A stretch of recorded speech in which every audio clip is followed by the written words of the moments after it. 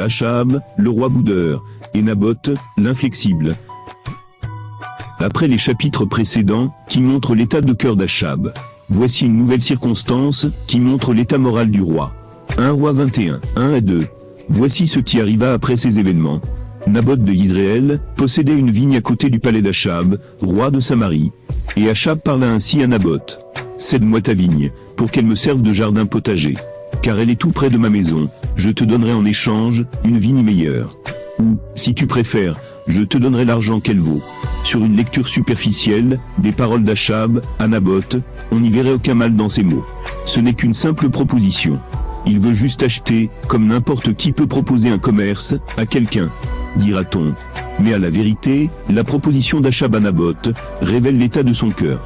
Son cœur est envahi par la cupidité, par la convoitise, pour une chose que Dieu ne lui a pas donnée. Or la cupidité est aussi bien une idolâtrie, au même titre que le culte de Baal. Colossiens 3, 5 à 6. Mortifiez donc vos membres terrestres. Fornication, impureté, passion coupable, mauvais désir. Et la cupidité, qui est une idolâtrie. Voilà ce qui attire la colère divine sur ceux qui résistent. Ainsi, selon la parole de Dieu, l'idolâtrie n'est pas que le culte catholique aux idoles, mais c'est aussi tout ce qu'un homme vénère, et tout ce qu'un homme désire ardemment, de préférence à Dieu. Ainsi, tous les pasteurs sont des idolâtres, malgré qu'ils ne se rendent pas coupables d'idolâtrie. La seule idolâtrie qu'ils voient, c'est l'idolâtrie catholique aux idoles. Or la parole de Dieu montre que l'idolâtrie s'étend aussi bien au-delà des prières et des prosternations devant les idoles aveugles et muettes. Pareillement la cupidité, ce n'est pas que l'amour excessif de l'argent et des richesses, mais c'est aussi tout ce qu'un homme désire de manière immodérée et qui n'est pas à lui. Ainsi, la convoitise des hommes sur les femmes, c'est aussi de la cupidité, car c'est désirer tant de femmes qui sont à d'autres. L'extorsion des dîmes par les pasteurs dans leurs entreprises surnommées églises entre guillemets. C'est non seulement de la cupidité, mais aussi de l'idolâtrie, selon l'écriture précitée. Ainsi dira-t-on. Achab était le roi, alors comment pouvait-il avoir de la cupidité à l'égard du pauvre Naboth, un simple héritier d'une vigne? C'est que la proposition d'Achab à Naboth était d'une portée bien plus grande de cupidité qu'elle ne le paraît au premier abord, en lisant sa proposition à Naboth. Car la proposition d'Achab tendait à aliéner pour toujours l'héritage de Naboth, homme pieux, car faire un échange, ou même donner en argent la valeur de la terre, c'était pour Achab prendre définitivement possession de la vigne de son voisin Naboth. Or un Israélite, craignant Dieu, ne pouvait accepter de telles conditions. Car au temps de la loi, un Israélite qui vendait sa terre, il n'en vendait que les récoltes. Et sa possession devant lui retourner au jubilé. Le prix en était donc estimé, selon le nombre d'années, où l'acheteur en récoltait le produit. Et le vendeur avait même le droit de racheter sa terre vendue, à chaque instant, en restituant à l'acheteur le surplus des années à passer, encore depuis la vente. C'est ce que nous lisons dans Lévitique 25, 15 à 18.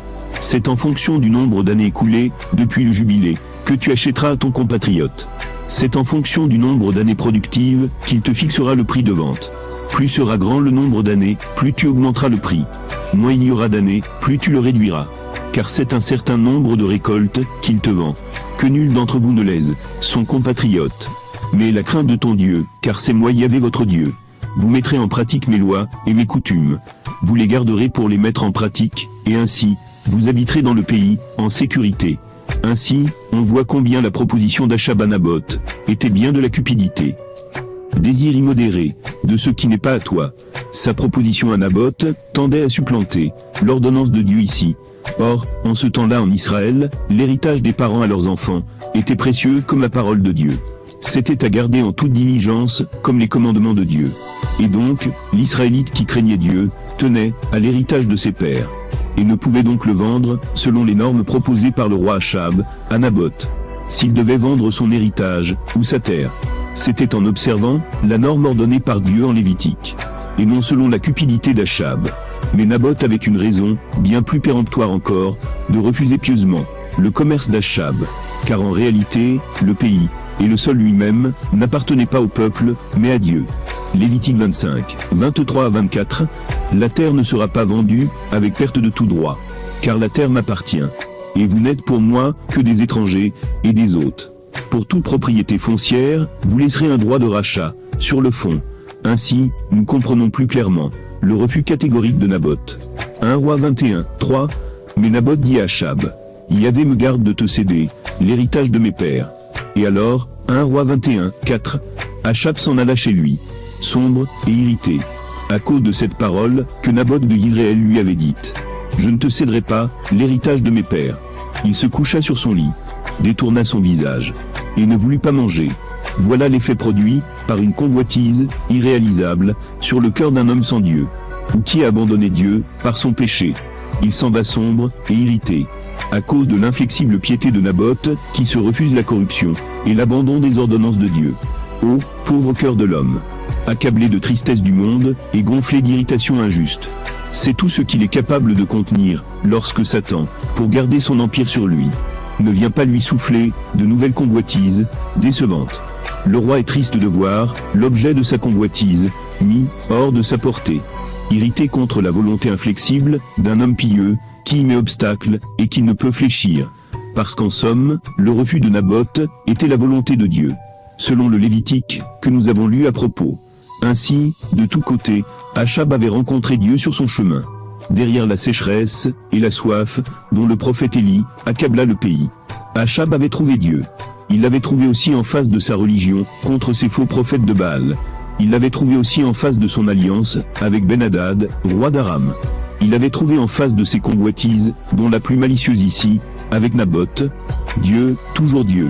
Ce Dieu qu'il avait cru pouvoir remplacer par ses idoles, se laissant détourner par sa carie de femme, Jézabel. Depuis l'égorgement des prêtres par Élie, le cœur d'Achab était, il est vrai, balayé et paré. Et déjà, de pires démons y étaient entrés. Qui attisait ses mauvais esprits, qui entretenait ses convoitises? C'est Jézabel, sa carie de femme. Vrai type de l'esprit féminin satanique. Jézabel faisait le mal, le sachant et le voulant. Elle excitait tous les mauvais instincts du cœur de son mari.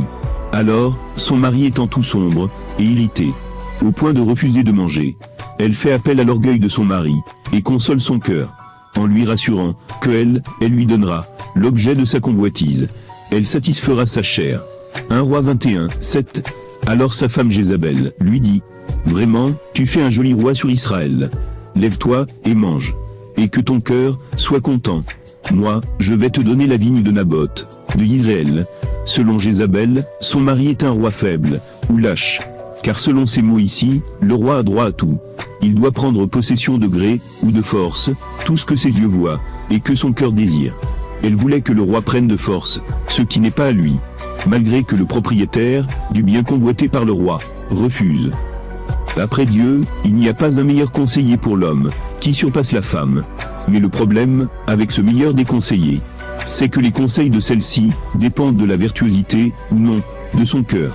Si c'est une femme purement païenne, comme Jézabel ici, si c'est une femme pleinement charnelle et mondaine, alors ses conseils seront pour la mort. Mais si grâce à Dieu, c'est une femme vraiment vertueuse, alors ses conseils seront à salut, pour plaire à Dieu et avoir la vie éternelle. Ça c'est mon épouse à moi, la meilleure des femmes.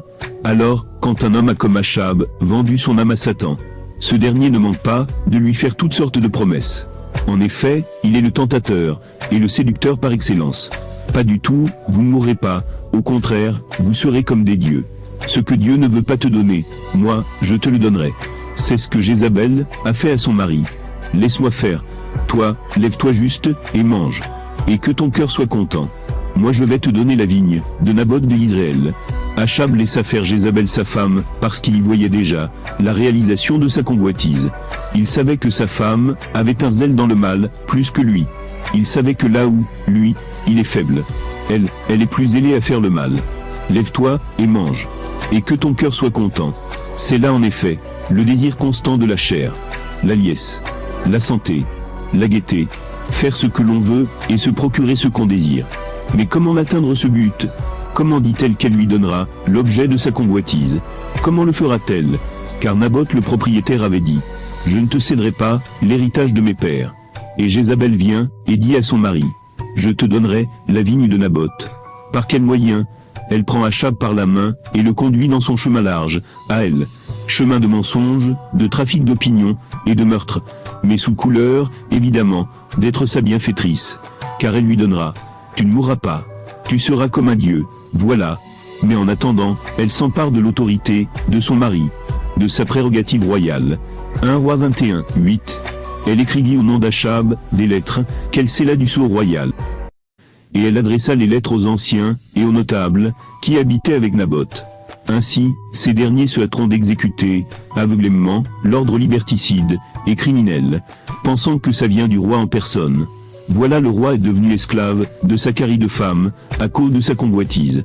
Elle ne recule ni devant les faux témoignages, ni devant le meurtre d'un homme juste, pour en donner le profit à sa créature. Cette adoratrice de Baal fait dire aux faux témoins. 1 Roi 21, 10-13. Faites asseoir en face de Naboth 2 vauriens qui l'accuseront ainsi. Tu as maudit Dieu et le roi.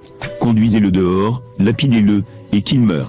Voilà les conseils de toute Jézabel, les hommes de la ville de Naboth, les anciens, et les notables qui habitaient sa ville, firent comme Jézabel leur avait mandé, comme il était écrit dans les lettres qu'elle leur avait envoyées. Ils proclamèrent un jeûne, et mirent Naboth en tête du peuple. Alors arrivèrent les 2 vauriens, qui s'assirent en face de lui. Et les vauriens témoignèrent contre Naboth, devant le peuple, en disant, Naboth a maudit Dieu, et le roi. On le fit sortir hors de la ville, on le lapida, et il mourut. Elle ose employer le nom de Dieu, reconnu par le peuple en ce temps-là, mais non par elle, car étant idolâtre, adoratrice de Baal. Et ça, pour détruire un serviteur du vrai Dieu.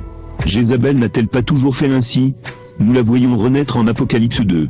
Non plus que dans le judaïsme, mais dans le catholicisme, dans le protestantisme, dans toute religion d'homme.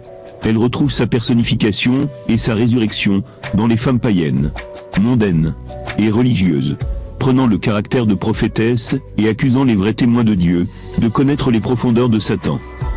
Tandis qu'elle-même enseigne à leurs adeptes à convoiter la boue, donc à aimer le monde et les choses du monde. Apocalypse 2, 20-21.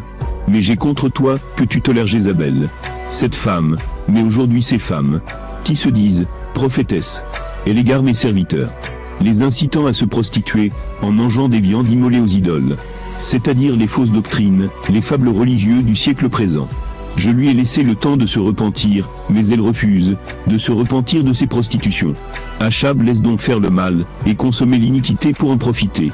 Les hommes de Jizréel, anciens et nobles, le font en connaissance de cause, car les lettres leur disent de choisir 2 hommes méchants, fils de Béliar, qui se parjurent, afin de perdre Naboth le juste. Ils n'ont guère de scrupules, car il est dans leur intérêt de plaire au roi, et de se le concilier. Naboth est donc lapidé, et mort. Le moment est enfin venu pour Achab de jouir du fruit de sa convoitise. 1 Roi 21, 15. Lorsque Jézabel eut appris que Naboth avait été lapidé, et qu'il était mort, elle dit à Achab, lève-toi, et prends possession de la vigne de Naboth de Israël, qui n'a pas voulu te céder pour de l'argent. Car Naboth n'est plus en vie, il est mort. Achab va-t-il donc être heureux? Bien sûr que oui, car c'est le moment pour lui, le but atteint, de montrer cette gaieté que Jézabel sa femme lui avait promise. À peine entre-t-il en possession que sur la vigne même de Naboth, où il venait prendre la mesure de son nouveau domaine. Le prophète Élie, averti par Dieu, descend le rencontrer. Soudain, sa jouissance et son bonheur ont disparu.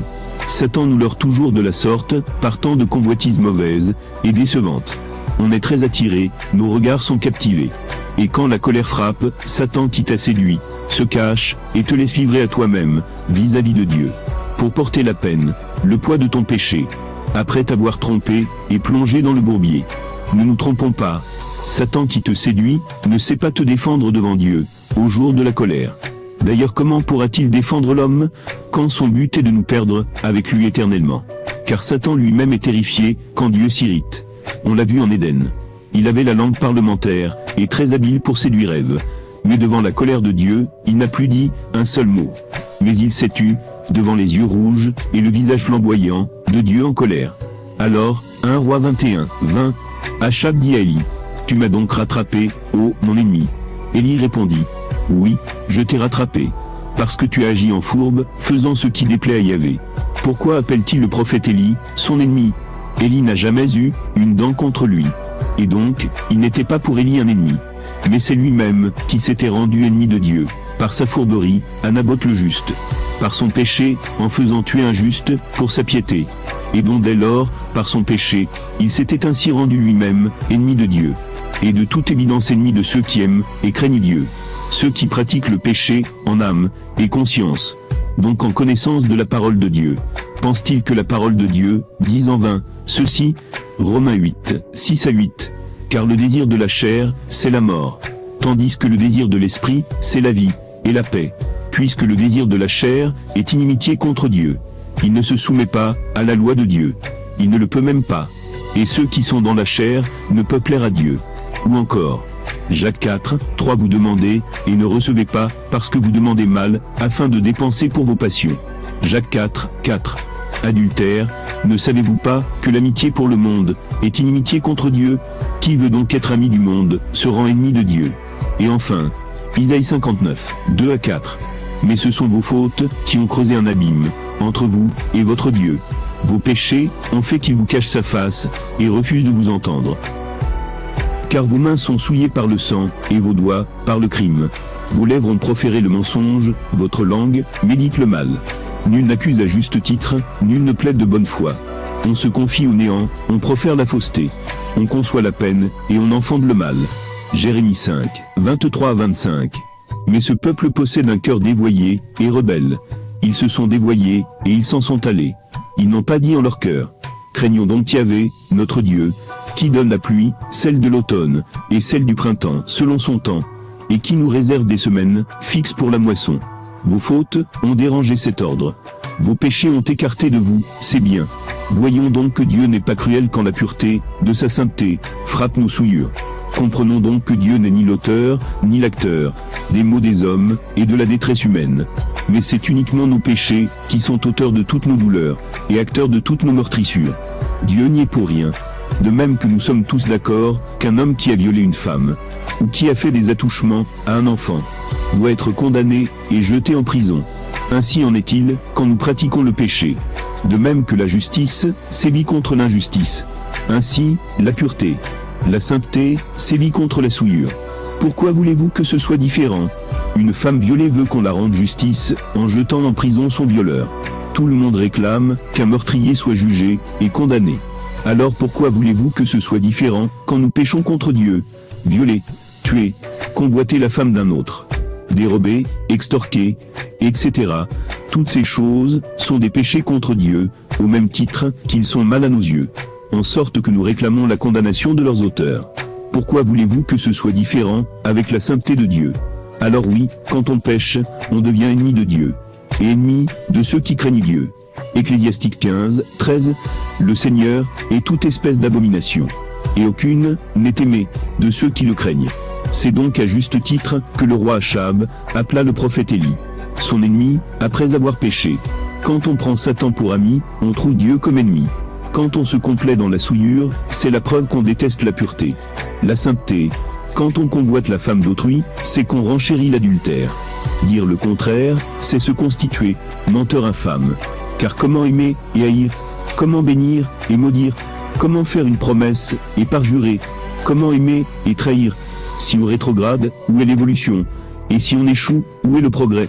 Alors qu'on ne vienne pas dire qu'il est possible d'aimer et haïr et trahir, qu'il est possible d'être amoureux et convoiter d'autres, qu'il est possible d'être saint en pratiquant le péché.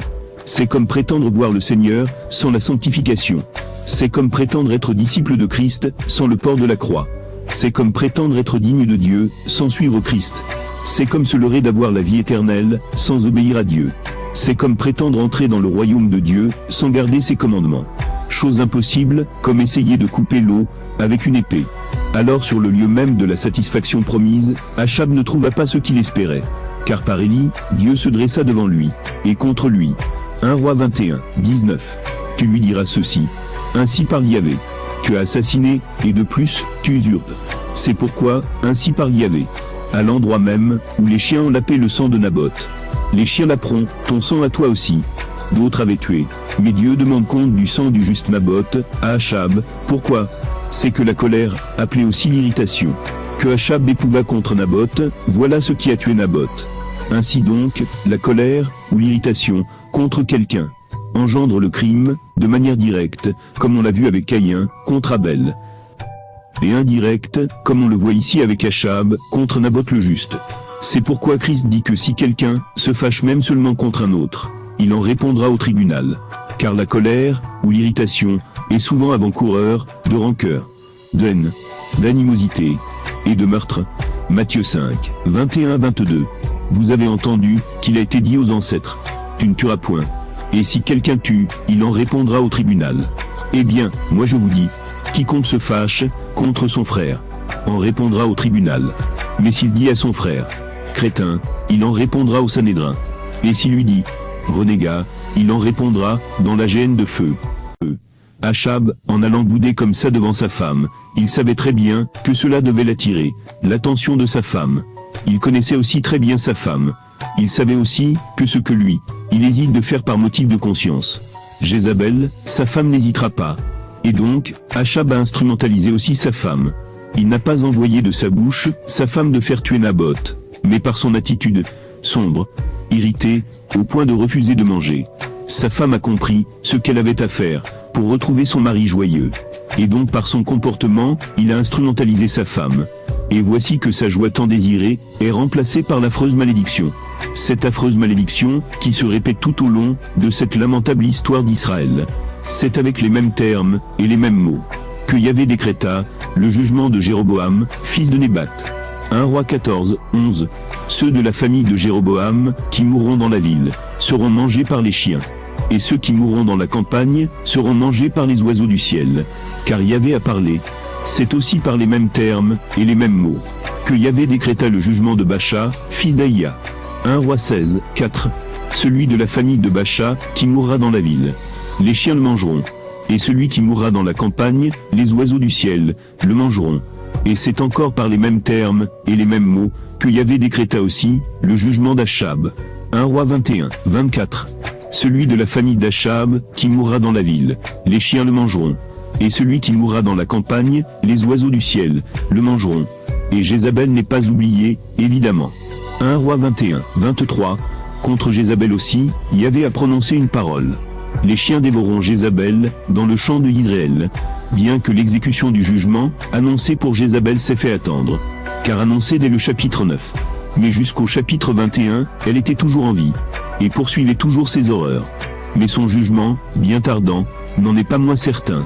Exactement comme l'exécution du jugement annoncé les Jézabel païennes, mondaines et religieuses du siècle présent se fait attendre. Mais pourtant une certitude. Isaïe 3, 16 à 24. Yahvé dit, parce qu'elles font les fiers, les filles de Sion, qu'elles vont le cou tendu et les yeux provoquants, qu'elles vont à pas menus en faisant sonner les anneaux de leurs pieds. Le Seigneur rendra galeux le crâne des filles de Sion. Yahvé dénudera leur front.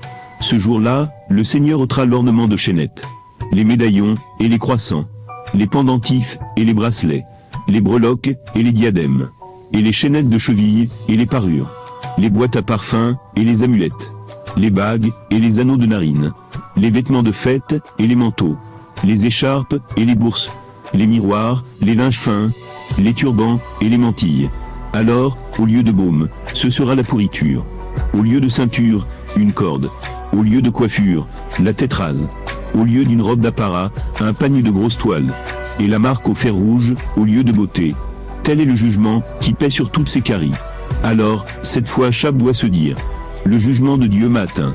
Il se réveille devant le fait que la parole de Dieu contre ses prédécesseurs au trône, c'est-à-dire Jéroboam et Bacha, a été sans repentance. Pour lui qui a fait pis que tous, le jugement est à la porte. Que fit donc Achab sur l'annonce d'un tel jugement? La réponse nous est donnée dans 1 Roi 21, 27. Quand Achab entendit ces paroles, il déchira ses vêtements, mit un sac à même sa chair, jeûna, coucha avec le sac et marcha à pas lents. Marcher à pas lents signifie prendre le deuil, comme on le pratiquait en Israël antique et comme encore en Afrique aujourd'hui, dans la maison des morts. Maintenant il est contristé et en deuil. Où est donc passé son orgueil maintenant, ainsi que son cœur gai, et même sa tristesse, de mauvais aloi, et son irritation, où sont-ils donc? Il ne reste plus qu'un deuil, sans fond, devant le sort inévitable. Ô homme, insensé et misérable! Comment une créature civile, quel homme, puisse oser se lever et hocher la tête contre le Dieu tout-puissant? Vase, parmi les vases, de terre. L'argile dit-elle à son potier, que fais-tu? Ton œuvre n'a pas de main. Alors Achab déchira ses vêtements, mit un sac à même sa chair, jeûna, coucha avec le sac et marcha à pas lents. Était-ce un repentir sincère, ou juste comme les gens de Ninive, seulement pour amadouer Dieu, un instant, juste le temps que passe sa colère? La réponse se trouve dans le chapitre 22. Ici, nous traitons le chapitre 21. Mais, en attendant, quel Dieu, plein de miséricorde, que le nôtre. Quand on produit du fruit digne de la repentance. S'il découvre le mal en nous, et qu'il constate le moindre retour de l'âme, au bien. S'il enregistre le moindre signe, de repentance. Alors, 1 Roi 21, 28 à 29. Alors la parole de Yahvé fut adressée à Élie, le Tishbite, en ces termes. As-tu vu comme Achab s'est humilié devant moi? Parce qu'il s'est humilié devant moi, je ne ferai pas venir le malheur, pendant son temps. C'est au temps de son fils, que je ferai venir le malheur sur sa maison. Et pas un iota de sa parole, ne tombera en terre. Mais le jugement sera différé, jusqu'au jour de son héritier. Nous qui avons péché, et vous qui avez péché, ou qui continuez de pécher, puissiez-vous vous arrêter, et prendre de sérieuses décisions. Pour nous repentir comme Achab. Encore faut-il que notre repentir soit un repentir, et non une feinte de repentir, comme les gens de Ninive. Déchirons nos cœurs plutôt que nos vêtements. Crucifions nos chairs plutôt que d'y mettre un sac. Jeûnons du péché plutôt que de nourriture. Dormons en méditant, en faisant un bilan continu de nos journées plutôt que de coucher avec le sac. Et pour finir, veillons sur nos pensées et nos actions plutôt que de marcher à pas lents. Car Achab a fait tout cela de manière charnelle parce qu'il vécut sous la loi. Mais aujourd'hui c'est le temps de l'esprit, en Christ, et donc tout est spirituel. Comme Naboth, refusons de vendre la parole de Dieu, laquelle est l'héritage de nos pères. Pour Naboth l'héritage de ses pères, c'était la vigne. Mais pour nous, l'héritage de nos pères, c'est la parole de Dieu. C'est les commandements de Dieu. Romains 15, 4. En effet, tout ce qui a été écrit dans le passé, le fut pour notre instruction, afin que la constance et la consolation que donnent les Écritures nous procurent l'espérance. 1 Corinthiens 10, 11 à 12. Cela leur arrivait pour servir d'exemple, et a été écrit pour notre instruction, à nous qui touchons à la fin des temps. Ainsi donc, pour nous, l'héritage de nos pères, c'est pas la vigne, mais la parole, et les commandements de Dieu. Et donc, lorsque nous pratiquons le péché, nous vendons à Satan l'héritage de nos pères. Lorsque nous convoitons les femmes des autres, lorsque nous commettons l'adultère, nous vendons l'héritage de nos pères. Car tu ne convoiteras pas, tu ne commettras pas d'adultère. Est-il écrit dans le testament de notre héritage? Les pasteurs, parce qu'ils prêchent pour l'argent, pour s'enrichir des dîmes, ils vendent l'héritage de nos pères, malgré que Dieu le leur interdit. Proverbe 23, 23. Acquiert la vérité, ne la vends pas. Ne la vends pas. Ne la vends pas, en extorquant année après année, les dîmes qui ne sont pas destinées aux pasteurs cupides et apostats. Ne la vends pas en vendant tes vidéos, dis de vérité. Ne la vends pas en faisant payer pour qu'on télécharge tes vidéos, dis de vérité. Ne la vends pas en mendiant, en quémandant des sous pour ta chaîne. Car nous avons tous des chaînes, mais nous ne quémandons pas un seul centime à personne. Ne vends pas la vérité. Ne la vends pas. Ainsi donc, que celui qui se flatte d'être debout, prenne garde de tomber. Que celui qui a péché se repente, du plus profond de son cœur. Et que tes actions futures rendent témoignage si ton repentir est sincère. Ou si c'était juste une feinte de repentir, comme les gens de Ninive. Juste le temps que la colère passe. À toi de voir.